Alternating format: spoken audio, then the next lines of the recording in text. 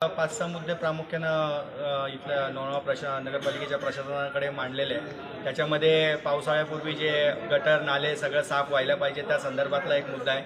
दुसरा मुद्दा म्हणजे लोणावळा नगरपालिकेच्या बऱ्याचशा ज्या पिण्याच्या पाईपलाईन आहेत त्या सगळ्या गटारांमधूनच गेलेल्या आहेत आणि त्याच्यामध्ये टॅप मारताना मग ते घाण पाणी त्याच्यातून जातं, अशा पद्धतीचं बऱ्याच ठिकाणी कंप्लेंट आलेल्या आहेत। त्या GBSचा रोग होण्याची संभावना जास्त आहे, म्हणून आम्ही ती शिफ्ट कराव्यात अशा पद्धतीची मागणी केलेली आहे। जे पॅचवर्क आता चाललेलं आहे ते म्हणजे स्पीड ब्रेकर बनावं अशा पद्धतीचं पॅचवर्क होतं, त्याला पहिल्यासारखं प्लेन असं पॅचवर्क होत नाही, म्हणून त्यासाठी एक आम्ही मागणी केली की ते पॅचवर्क व्यवस्थित व्हायला पाहिजे।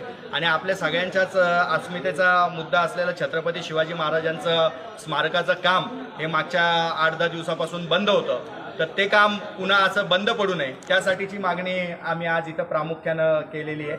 आणखीन एक महत्त्वाचा मुद्दा म्हणजे या कोर्ट कमिटी जी माननीय उच्च न्यायालयाने जी कोर्ट कमिटी या लोणावळा नगरपालिकेवरती अपॉइंट केलेली आहे, ही कोर्ट कमिटी बरखास्त व्हावी अशा पद्धतीची मागणी आज आम्ही केलेली आहे। त्याचे पुरावे काही लोणावळा नगरपालिकेने जे खर्च आता उच्च न्यायालयाच्या कमिटीवर करत आहे त्या संदर्भामध्ये आम्ही काही दाखले त्यांना दिलेले आहेत।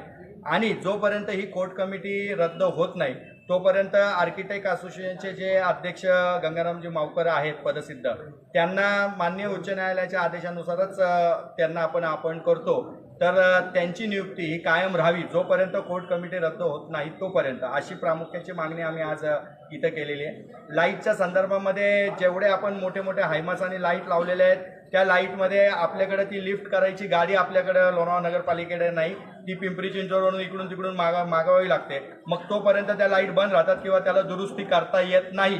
तर त्यासाठी विशेषतः ती गाडी नगरपालिकेने विकत घ्यावी अशा पद्धतीची मागणी आम्ही आज इथं केलेली आहे। आणखीन एक प्रामुख्याने मागणी की आता लोणावळा नगरपालिकेमध्ये ज्या गॅस दाहिन्या आपण सगळ्यांनी बसवलेल्या आहेत, एका कैलासनगर स्मशानभूमीमध्ये गॅस दाहिनी बसवली आहेत, पण इतर गावं जी आहेत खंडाळा, वलवण, तुंगाते, विंगाली या ठिकाणी या गॅस दाहिनी बसवल्या पाहिजेत। आज कैलासनगर स्मशानभूमीची परिस्थिती अशी आहे की तिथं 5,300 रुपये ते 5,500 रुपये हे एका अंत्यविधीसाठी लागतात।